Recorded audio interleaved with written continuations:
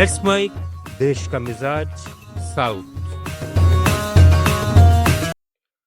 नमस्कार। Let's mic देश का मिजाज और खबरें दक्षिण भारत से। आंध्र प्रदेश सरकार ने राज्य के आदिवासी और कुछ ग्रामीण इलाकों में मिट्टी के तेल की आपूर्ति दोबारा चालू करने का फैसला किया है। सिविल सप्लाई मंत्री नडेंडला मनोहर ने विजयवाड़ा में मीडिया से कहा है कि वैश्विक स्तर पर एलपीजी सप्लाईज में अनिश्चितता के बीच खासकर पश्चिमी एशिया में जारी संघर्ष के कारण घरों को किसी भी तरह की परेशानी न हो, इसके लिए यह कदम उठाया जा रहा है। राज्य में फिलहाल घरेलू एलपीजी की कोई कमी नहीं है और आपूर्ति बिना रुकावट जारी है, लेकिन एलपीजी पहुंच सीमित वाले आदिवासी और ग्रामीण क्षेत्रों में पहले चरण में केरोसिन दिया जाएगा, जिसे जरूरत के अनुसार बढ़ाया जा सकता है।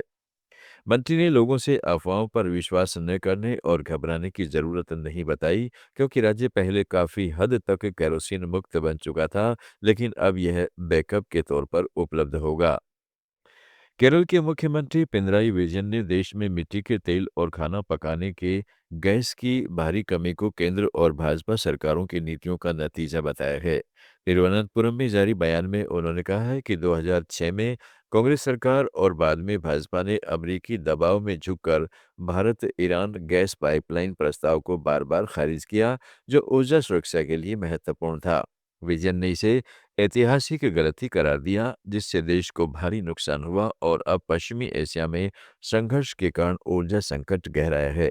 उन्होंने केंद्र पर आरोप लगाया कि उसने पर्याप्त सावधानी नहीं बरती, जैसे रणनीतिक भंडार बनाना या घरेलू उत्पादन बढ़ाना, जिससे आम लोगों को गैस की कमी और ऊंची कीमतों का सामना करना पड़ रहा है।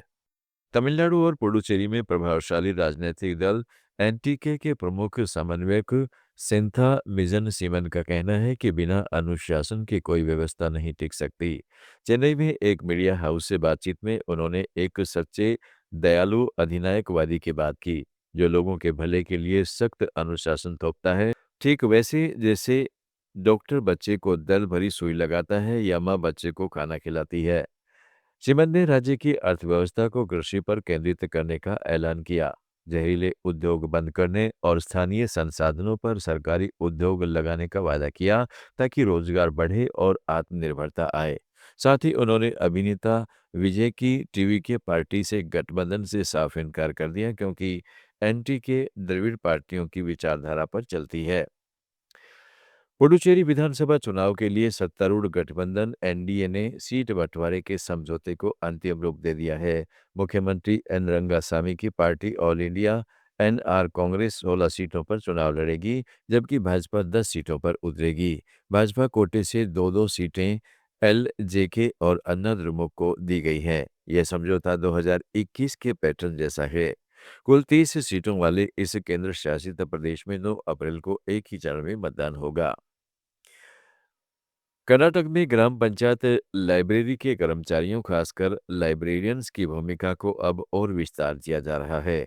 राज्य के शिवमोगा जिले में भारतीय खगोल भौतिकी संस्थान के साथ साझेदारी में 80 से ज्यादा ग्राम पंचायत लाइब्रेरियंस को खगोल विज्ञान की ट्रेनिंग दी गई है, जिसमें टेलीस्कोप तैयार करना, ग्रह तारों का अवलोकन और आउटरीच गतिविधियां शामिल है।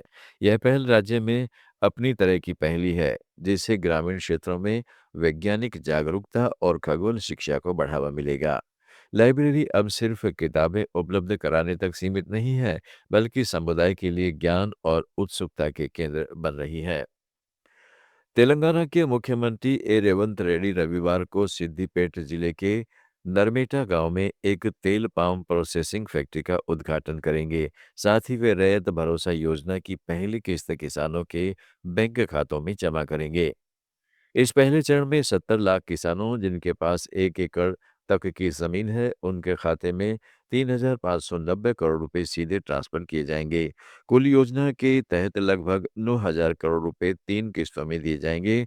दूसरी किस्त 2,650 करोड़ रुपए अप्रैल के पहले या दूसरे हफ्ते में और तीसरी 2,860 करोड़ अप्रैल के अंत में।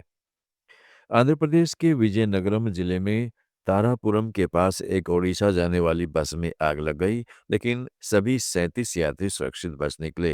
देश का मिजाज में फिलहाल इतना ही। जुड़े रहिएगा लेट्स माइक के साथ। आप सुन रहे थे लेट्स माइक।